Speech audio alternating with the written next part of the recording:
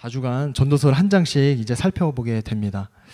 전도서로 말씀을 준비하면서 젊은 목회자가 전도자의 글을 얼마나 공감하고 또 성도님들과 은혜를 나눌 수 있을까 먼저 생각하게 되었습니다.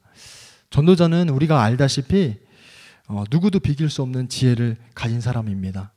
부와 명성은 물론 세상에 수많은 경험들을 한 사람입니다. 아무도 하지 못한 경험들을 많이 한 사람이 이 전도자이죠. 그리고 인생 말년에 이 모든 것에 대해서 헛되다는 고백으로 자신의 삶을 반성하며 이 글을 기록했습니다. 전도서 맨 마지막 말씀을 보면 12장 13절 14절 말씀에 할 말을 다하였다. 결론은 이것이다. 하나님을 두려워하여라. 그분이 주신 계명을 지켜라. 이것이 바로 사람이 해야 할 의무다. 하나님은 모든 행위를 심판하신다. 선한 것이든 악한 것이든 모든 은밀한 일을 다 심판하신다. 이렇게 고백하고 있습니다. 이 전도자가 기록한 이 전도서를 풀어나갈 때 인생 반 100년도 살지 않은 이 젊은 목회자가 그것도 세상에 나타나는 현상을 살필 줄 아는 그런 지혜를 가진 것도 아니고 전도자가 살아온 이 풍성한 인생의 경험이 저에게 있는 것도 아닌 상황에서 이 전도자를 판단하고 또 평가한다는 것은 앞을 못 보는 사람이 코끼리를 만지면서 이렇게 생겼다 저렇게 생겼다 말하는 것과 다르지 않겠다 싶습니다. 그래서 성도님들과 이 전도서를 나누기 위해 이 전도자와 이 전도서의 글을 판단하고 평가하기보다는 조금 이해하기 위해서 노력하고 도움을 얻어서 우리가 이 시대를 어떻게 살아가야 할지 귀한 깨달음을 얻는 그런 시간이 되었으면 좋겠습니다.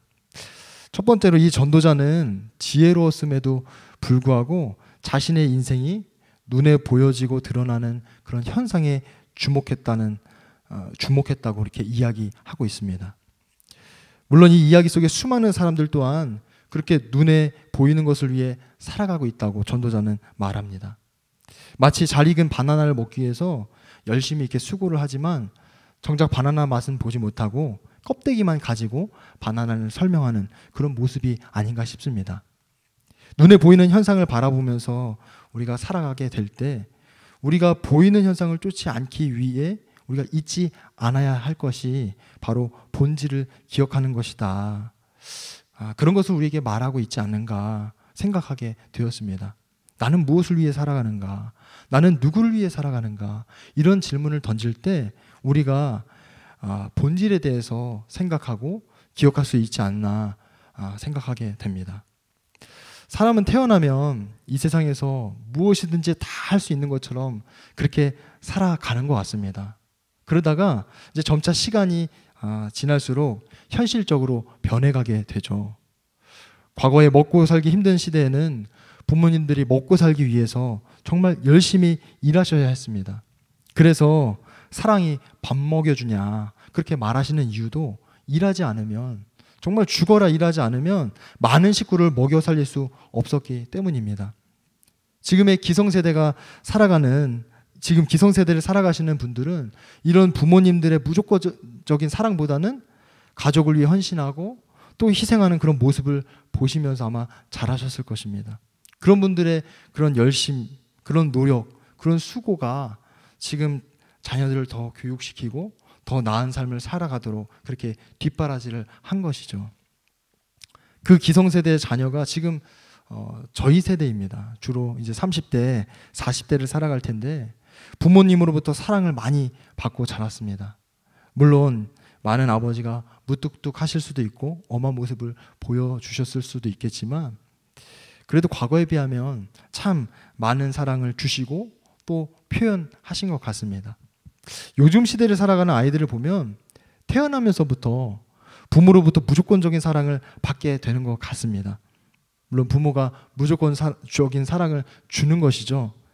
아기가 느끼기에는 마치 이 세상은 정말 사랑이 가득한 곳이기 때문에 무엇을 해도 다 용납되고 무엇을 해도 다 가능하다고 그렇게 생각하지 않을까, 그런 착각을 이 아이들이 하지 않을까 싶을 정도로 정말 사랑을 퍼부어 줍니다. 그런데 아기가 자라면서 처음과는 다르게 점차 현실적으로 바뀌어가게 되죠. 무조건적인 사랑보다는 이제는 이 현실을 어떻게 살아갈 것인지를 배우게 되고 남보다 더 앞서기 위해서 경쟁하게 됩니다. 그 경쟁의 중심에는 결국 내가 남보다 더 성공하고 내가 더 많은 것을 얻어야 하고 누려야 한다는 그런 가치가 녹아 있습니다.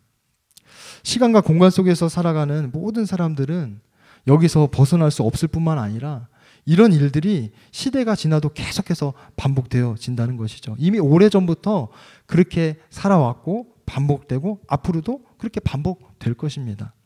그 삶을 현미경으로 자세히 들여다보면 결국에는 시간 속에서 모두가 동일한 삶을 살아간다고 그렇게 전도자가 이야기합니다. 본문을 들어가면서 가장 먼저 주목하고 우리 마음에 품어야 할 전도자의 바람이 담긴 말씀이 있다면 먼저 전도서 1장 1절이 아닌가 싶습니다. 1절에 보면 다윗의 아들 예루살렘 왕 전도자의 말이다. 전도자는 지금 자신의 이름을 밝히고 있지 않습니다. 그러나 이 전도서를 읽는 사람이라면 누구나 솔로몬이라는 사실을 다 알고 있습니다. 한 가지 의아한 점은 솔로몬이 아버지 다윗에 대한 언급을 유일하게 이 가장 서두에 딱 한 줄로 썼다는 것입니다. 놀라운 사실은 잠언 1장 1절에서도 아버지에 대한 언급으로 이름만 소개합니다. 잠언 1장 1절을 보면 이것은 다윗의 아들 이스라엘 왕 솔로몬의 잠언이다. 여기에는 공통점과 차이점이 있는데 이 두 가지를 살펴보면서 전도자의 마음을 조금이나마 이해하게 되었던 것 같습니다. 이 두 절에서 공통점은 다윗의 아들이라고 소개하고 있다는 점입니다. 그리고 차이점은 잠언에서는 자신의 이름을 솔로몬이라고 밝혔지만 이 전도서에서는 누구나 알고 있음에도 불구하고 자신의 이름을 감췄다는 것입니다. 설교자 또는 교사라는 그런 의미의 전도자로 밝히고 있죠. 잠언이 젊은 시절 자신의 자녀들을 위해서 쓴 지혜롭게 하는 그런 말이라면 이 전도서는 인생 말년에 하나님을 경외하는 삶을 살아가라고 쓴 경고의 글이다 싶습니다. 잠언과 전도서에 소개된 이 다윗의 아들이라는 짧은 문장에서 전도자의 마음이 저는 무겁게 느껴졌습니다. 하나님의 마음에 합했던 이 다윗의 아들이라는 소개가 잠언에서는 그 아버지가 강조되기보다 뛰어난 지혜로 세상의 이름을 떨쳤던 자신의 이름이 강조되고 있습니다. 반면에 다른 사람들이 가질 수도 없고 해볼 수도 없는 수많은 경험들을 하고 그 인생 말년에 이 전도서를 쓰면서 그는 가장 먼저 하나님의 마음에 합했던 이 아버지 다윗을 아주 의도적으로 드러내고 있는 것이죠. 자신은 그 다윗의 아들일 뿐이라고 고백하고 소개하고 있는 것입니다. 한창 혈기왕성하고 자신의 지혜와 또 명성이 온 땅에 자자했을 때에는 눈에 보이지 않던 그런 인생살이의 의미가 이 인생의 말년에 가서야 어떻게 살아야 가는 것이 삶을 지혜롭게 살아가는 것인지 의미 있는 삶인지를 이 다윗이라는 아버지의 이름에 지금 담고 있다고 그렇게 붙잡게 되었습니다. 수없이 많은 일을 이루어냈고 또 놀라운 일들을 일으켰지만 지금에 와서 보니 내가 수고한 것이 참 헛되었구나 이렇게 고백하고 있다고 저는 느껴졌습니다. 그리고 우리에게 이렇게 질문하고 있는 것이죠. 사람이 세상에서 아무리 수고한들 무슨 보람이 있는가? 전도자가 왜 이런 질문을 우리에게 던지고 있는지 본문 2절, 3절 말씀을 보면 전도자가 말한다. 헛되고 헛되다. 헛되고 헛되다. 모든 것이 헛되다. 사람이 세상에서 아무리 수고한들 무슨 보람이 있는가? 여기서 눈여겨봐야 할 단어가 두 가지가 있는 것 같습니다. 세번역 성경에서는 생략되었지만 개역개정 성경이나 원문에는 해 아래에서라는 단어가 등장합니다. 그래서 해 아래에서라는 단어와 이 보람이라는 단어를 좀 주목해 보고 싶습니다. 이 보람이라는 단어는 유익, 이익이라는 그런 단어로도 같이 사용이 됩니다. 이 원어의 의미를 살펴보면 이 보람, 이 유익, 이익이라는 이 의미가 상거래에서 남긴 이익, 그래서 얻어진 그런 보람을 의미하는 것입니다. 전도자가 우리에게 던지는 질문은 해 아래에서 사람이 아무리 수고해도 이익이 없다는 것을 지금 말하는 것입니다. 전도자는 왜 이렇게 말하는 것일까? 4절, 5절 말씀을 함께 살펴보면 그 이유에 대해서 함께 고민해 볼 수 있습니다. 한 세대가 가고 또 한 세대가 오지만 세상은 언제나 그대로다. 해는 여전히 뜨고 또 여전히 져서 제자리로 돌아가며 거기에서 다시 떠오른다. 세상이라고 말하는 이 땅은 언제나 그 자리 그대로라는 것이죠. 1000년 전이나 2000년 전이나 지금이나 앞으로도 영원할 것이라는 것입니다. 해는 쉴 새 없이 움직이지만 결국 반복적으로 같은 궤도를 돌아갑니다. 이런 자연의 현상은 인간의 삶에서도 똑같이 반복되고 있다는 것을 우리에게 이야기하고 있습니다. 한 걸음 떼고 멀리서 인생살이를 들여다보니 날마다 반복적인 삶을 살아가는데 그들의 삶 속에 조금 더 가까이 다가가서 살펴보면 모두가 수고를 통해 얻는 보상이라든지 이익을 쫓아 살아가는 것을 보게 된다고 그렇게 이야기하고 있습니다. 그것이 한 세대뿐만 아니라 또 다음 세대, 또 다음 세대, 어느 세대 예외 없이 계속해서 반복되고 있다는 것이죠. 이런 만물의 수고가 이익이 있느냐 이렇게 묻고 있습니다. 우리는 태어나서 지금까지 만물이 움직이는 대로 살아왔습니다. 앞으로도 그렇게 살아가게 될 것입니다. 그렇다면 이 전도자는 앞으로 반복되는 일상을 우리가 계속해서 살아가고 또 이런 우리들을 향해서 어떤 의미로 이것을 이야기하고 있는지 우리가 좀 생각해 볼 필요가 있는 것 같습니다. 왜 만물의 모든 수고가 이익이 있느냐고 묻고 있는 이 전도자의 질문이 꼭 이렇게 들려지는 것 같습니다. 만물은 이익을 위해 수고하지 않는다. 모든 사람은 이익을 위해 수고하는 존재가 아니다. 지금 전 세계가 2년간 코로나19로 많은 어려움을 겪고 있죠. 우리 삶에 직간접적으로 느껴지는 부분들이 정말 많은 어려움들이 있는데 경제적인 부분이 아닐까 싶습니다. 2년간 영업을 종료한 점포라든지 상점들, 식당들 정말 많은 사람들이 경제적인 어려움을 겪었고 지금도 겪고 있습니다. 물가도 어느 때보다 많이 올라서 정말 예전과는 다르게 1,000원 한 장 가지고는 아무것도 살 수 없는 것 같습니다. 10,000원 한 장 가지고 가도 하나, 두 개 고르면 다 끝나는 것 같아요. 어떤 어려움을 겪으면서 우리를 더욱 옥죄고 또 끈질기게 붙잡고 늘어지는 것이 우리가 무엇인가 생각해 볼 때 돈이라는 것 외에는 다른 생각이 사실 들지 않는 것 같습니다. 더 많은 사람들이 돈이 된다면 무엇이든지 가리지 않고 하는 시대가 지금의 시대이지 않나 싶습니다. 정말 돈이 없으면 살기 어렵다고 말하는 시대, 그렇지만 돈만 있으면 뭐든지 다 할 수 있는 시대가 지금 이 시대인 것 같습니다. 그래서 무엇을 보든 돈이 되느냐 되지 않느냐를 우리가 생각하게 되죠. 무엇이든 돈으로 가치를 매기고 환산하는 것이 우리에게 굉장히 자연스러워졌습니다. 돈을 잘 벌어오면 대접받고 환영받고 돈을 벌지 못하면 어디서든지 환영받지 못하는 그런 시대가 아닌가. 아무리 좋은 일이 있어도 돈이 안 되면 하기 어려운 그런 시대를 우리가 지금 살아가고 있는 것 같습니다. 전도자가 우리에게 하고 싶은 말을 저는 이것이라고 붙잡게 되었습니다. 사람의 수고가 이익이 있느냐? 사람의 수고가 이익이 있느냐? 이 질문은 사람이 이익을 위해 수고하는 존재가 아니다. 만물이 이익을 위해 일하는 것이 아니다. 라고 붙잡게 되는 것이죠. 이런 전도자의 질문은 우리로 하여금 만물을 이익의 대상으로 바라보는 것이 아니라 만물이 무엇을 위해 수고하고 또 어떤 목적 때문에 움직이는지를 살필 수 있는 그런 기회를 우리에게 제공합니다. 10편 19편은 다윗이 만물을 바라보면서 쓴 시입니다. 조금 길지만 1절부터 7절 말씀을 제가 읽어보도록 하겠습니다. 하늘은 하나님의 영광을 드러내고 창공은 그의 솜씨를 알려준다. 낮은 낮에게 말씀을 전해주고 밤은 밤에게 지식을 알려준다. 그 이야기, 그 말소리, 비록 아무 소리가 들리지 않아도 그 소리 온 누리에 울려 퍼지고 그 말씀 세상 끝까지 번져간다. 해에게는 하나님께서 하늘에 장막을 쳐 주시니 해는 신방에서 나오는 신랑처럼 기뻐하고 제 길을 달리는 용사처럼 즐거워한다. 하늘 이 끝에서 나와서 하늘 저 끝으로 돌아가니 그 뜨거움을 피할 자 없다. 주님의 교훈은 완전하여서 사람에게 생기를 북돋워 주고 주님의 증거는 참되어서 어리석은 자를 깨우쳐 준다. 다윗이 고백하는 시입니다. 이 다윗의 시는 만물을 이익의 대상으로 바라보지 않고 오히려 하나님의 영광을 드러내고 하나님의 교훈과 말씀을 나타낸다고 우리에게 그렇게 보여주고 있습니다.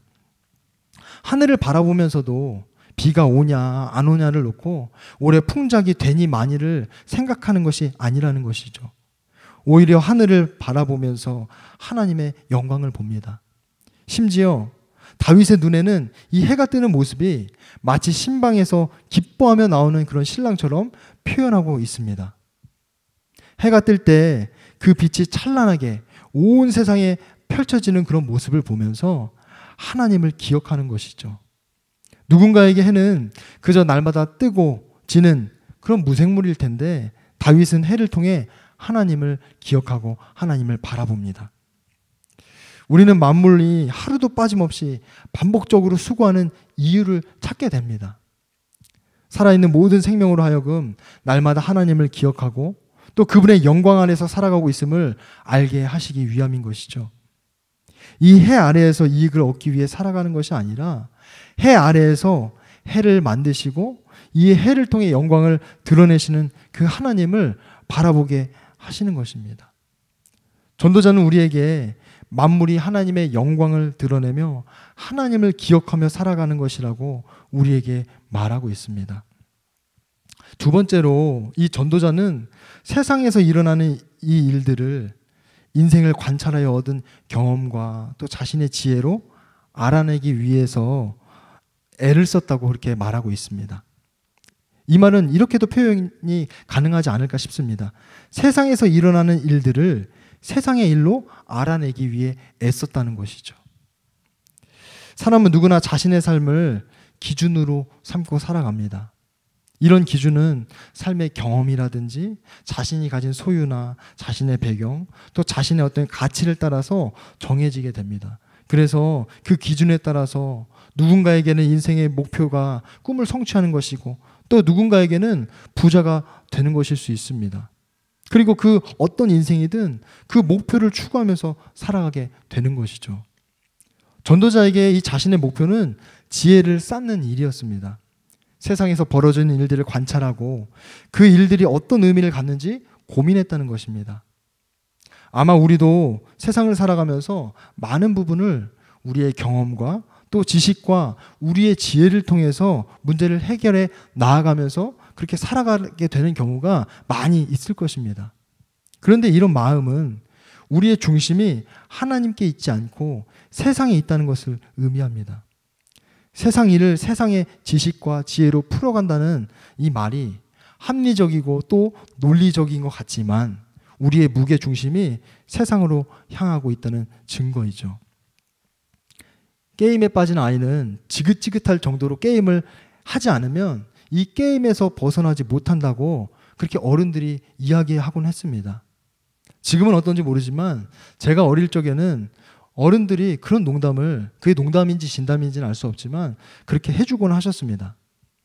이 전도자가 세상의 경험과 또 자신이 쌓은 지혜로 세상에 벌어지는 일들을 계속해서 알아가려고 관찰할 때 아마 아무도 말리지 못했을 것 같습니다. 아마 전도자는 그렇게 생각했을 것 같아요. 이런 문제는 내가 아니면 알아낼 수 없다. 이렇게 생각하지 않았을까. 그런데 그 전도자가 이런 고백을 하게 됩니다. 13절로 15절 말씀에 하늘 아래에서 되어지는 온갖 일을 살펴서 알아내려고 지혜를 짜며 심혈을 기울였다. 괴로웠다. 하나님은 왜 사람을 이런 수고로운 일에다 얽어매어 꼼짝도 못하게 하시는 것인가? 세상에서 벌어지는 온갖 일을 보니 그 모두가 헛되어 바람을 잡으려는 것과 같다. 구부러진 것은 곱게 할 수 없고 없는 것은 셀 수 없다. 살아가다 보면 원인과 결과가 분명한 일들이 많이 있습니다. 포도씨를 뿌리면 그 씨가 이제 땅속에서 자라나죠. 포도나무가 자라고 포도를 맺게 됩니다. 세상을 살아가면서 겪게 되는 수많은 사건, 이렇게 사고가 발생하는데 다 원인이 있습니다. 그 일로 인해서 분명한 결과도 발생하죠. 그런 결과를 예상까지도 우리가 하면서 살아갑니다. 그래서 미리 예방하기도 하고 예방 주사를 맞기도 하고 그래서 검사를 받기도 하고 교육을 받기도 하죠. 이 전도자가 삶에 일어나는 일들, 이 문제들, 이 난제들을 알아내기 위해서 애를 쓰다가 결국에는 한계에 부딪힙니다. 그리고 그 일들을 풀어가기 위해 하나님께서 왜 이것을 허락하셨는지를 질문하게 되었다고 붙잡았습니다. 최근 코로나19가 지속되는 이 2년 동안 우리의 일상이 정말 완전히 달라졌죠. 사람이 모이지 못하고 또 만나지 못하다 보니까 이런 갈증을 해소하기 위해서 수많은 콘텐츠들이 개발되고 또 제작이 됩니다. 많은 사람들은 주로 먹방이라든지 뭐 게임 방송, 브이로그 이런 것들을 즐겨 본다고 합니다. 물론 연령대마다 시청하는 그런 영상도 다 다르고 여러 특정 분야에 대한 관심도 많아졌지만 이 삶에 여러 제약이 생기면서 생활에 밀접하게 연관된 이런 영상들에 관심을 갖게 되는 것은 아닌가 싶습니다. 집에서 주로 먹고 또 게임하고 바깥 출입이 어려우니 다른 사람들은 어떻게 살아갈까? 뭐 재미있고 신선한 일은 없을까? 이런 고민들이 이런 영상으로 자리매김하지 않나 그런 생각을 해보게 됩니다. 당장 우리가 겪게 되는 이 어려움들을 해결하는 방안이나 대안은 얼마든지 제시가 될 수 있지만 이 일이 앞으로 10년 뒤에 50년 뒤에 어떤 세상을 만들어 가게 될지는 아무도 알 수 없습니다. 전도자가 이런 일들을 고민하면서 하나님은 왜 사람을 이런 수고로운 일에다가 얽어매게 그래서 꼼짝도 못하게 하시는 것인가 그런 고백을 하고 있는 것이죠. 그런데 전도자의 이런 고백은 우리로 하여금 세상에서 왜 이런 일들이 일어나는지를 묻고 그 의미를 찾고 해석하기보다는 그 일을 허락하신 하나님을 인정하고 그 속에서 하나님의 뜻을 분별하는 데 필요한 그런 마중물이 되었다고 그렇게 붙잡게 되었습니다. 전도자가 말한 이 구부러진 것도 곧게 할 수 없고 모자란 것도 셀 수 없다는 이 말은 유대인의 속담입니다. 요즘 사람들의 손을 보면 스마트폰을 가지고 다니지 않는 사람이 없습니다. 스마트폰으로 사진 찍고 전화하는 것은 당연하고 지금은 은행 업무, 상품을 주문하고 결제하고 하지 않는 것이 없을 정도입니다. 마음만 먹으면 원하는 정보도 다 얻을 수 있죠. 그럼 이 스마트폰이 없으면 살아갈 수 있느냐? 아마 살아갈 수 없다고 말하는 분들이 꽤 많지 않을까 싶습니다. 그만큼 스마트폰이 사람이 할 수 있는 그런 수많은 일들을 대체하고 있다는 것이죠. 지식, 정보, 경험, 다양한 자료들을 우리가 볼 수 있도록 도움을 줍니다. 그렇지만 이 스마트폰이 아무리 발전해도 하지 못하는 것이 분명히 있습니다.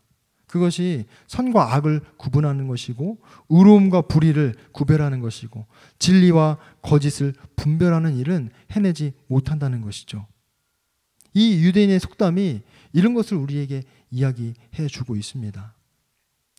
제가 성사시험교회에서 3년차 목회를 이게 마쳐갈 무렵에 갑작스럽게 시골 교회에서도 이제 온라인으로 예배드리지 않으면 예배드릴 수 없다고 그런 연락을 받게 된 적이 있습니다.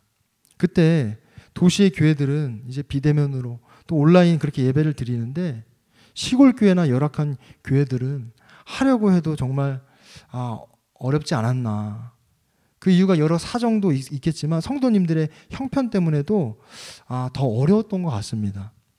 저는 처음에는 아이폰으로 영상을 촬영해서 그것을 USB에 담아서 이제 성도님들이 주일 예배 때 그 예배 시간에 집에서 예배 드릴 수 있도록 그렇게 준비를 한 적이 있습니다.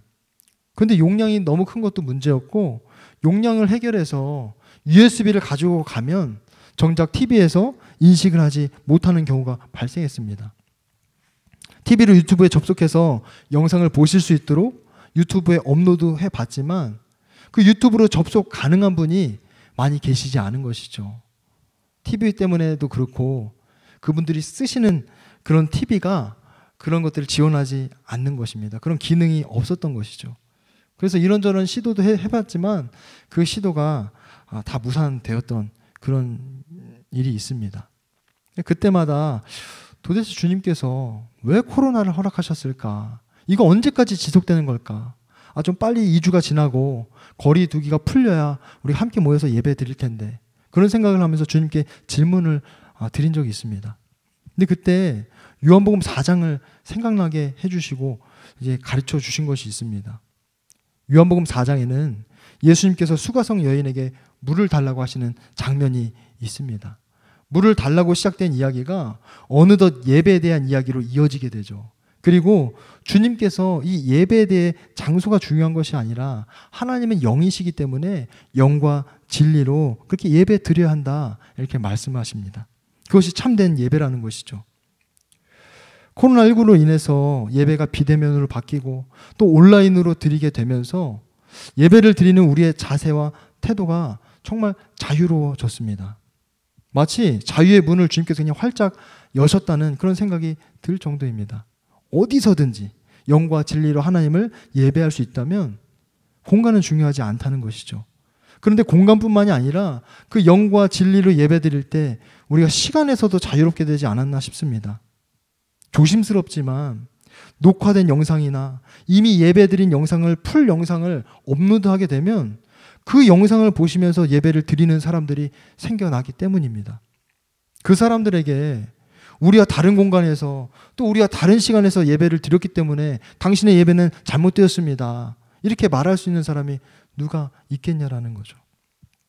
오히려 코로나19를 통해서 예수님은 영이신 하나님께 영과 진리로 예배 드릴 수 있도록 모든 상황으로부터 자유함을 주신 것이라고 그렇게 깨닫게 되었습니다.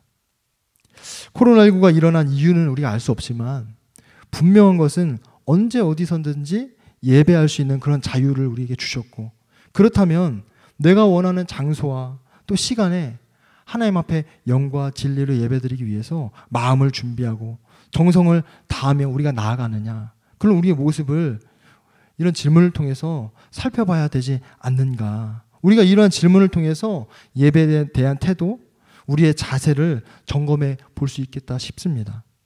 우리는 주님께서 이 코로나19를 우리에게 왜 허락하셨는지 직접 가르쳐 주지 않으시는 이상 그 이유를 알 수 없습니다. 그렇지만 주님께서 이 코로나19를 통해 우리의 예배에 변화를 주셨다는 것은 우리가 붙잡을 수 있는 것입니다. 이 현상이 중요한 것이 아니라 그 속에 숨은 주님의 의도를 우리가 하나씩 알아가게 되는 것이죠. 그동안 형식적이고 반복적으로 예배를 드렸다면 주님은 그 모든 형식을 깨트리고 주님 앞에 영과 진리로 예배 드릴 수 있는 기회를 우리에게 주신 것이다 싶습니다. 시간과 공간에 매이지 않고 자신이 드릴 수 있는 최선의 예배를 드리는 것이죠. 그 예배의 방식이 영과 진리로 예배만 드릴 수 있다면 온라인이 될 수도 있고 오프라인이 될 수도 있는 것입니다. 코로나를 비롯해서 우리 삶에 일어나는 이 이해할 수 없는 일들에 대해서 우리가 무관심할 수도 있습니다.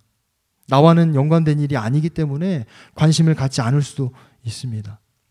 그런데 전도자를 통해 우리가 붙잡을 수 있는 것은 우리 삶에 일어나는 이 세상의 지혜와 지식으로 알 수 없는 이 수많은 일들 속에 우리의 무게중심을 하나님께 두도록 하나님께서 그렇게 허락하셨다는 것입니다. 저 이해 안 되는 일들을 바라보면서 또 경험을 의지하고 나를 도와줄 누군가를 의지하는 것이 아니라 하나님을 기억하고 하나님의 뜻을 분별하는 자리로 우리를 인도해 가신다는 것입니다.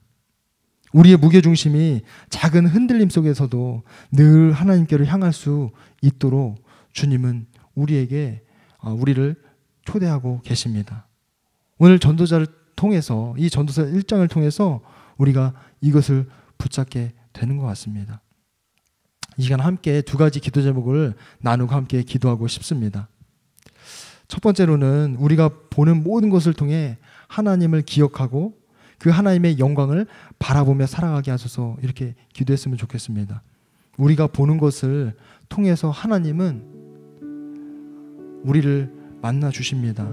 우리가 세상에 보여지는 것을 통해서 세상의 것을 쫓고 때로는 세상의 것을 구하고 세상의 것을 취하기 위해 나아가게 되지만 하나님께서 만물을 만드시고 하나님께서 세상에 하나님의 영광을 드러내신 이유는 우리가 끊임없이 만물을 바라보며 세상을 바라보며 하나님을 기억하고 하나님의 영광을 바라보며 살아가게 하셨다는 것이죠.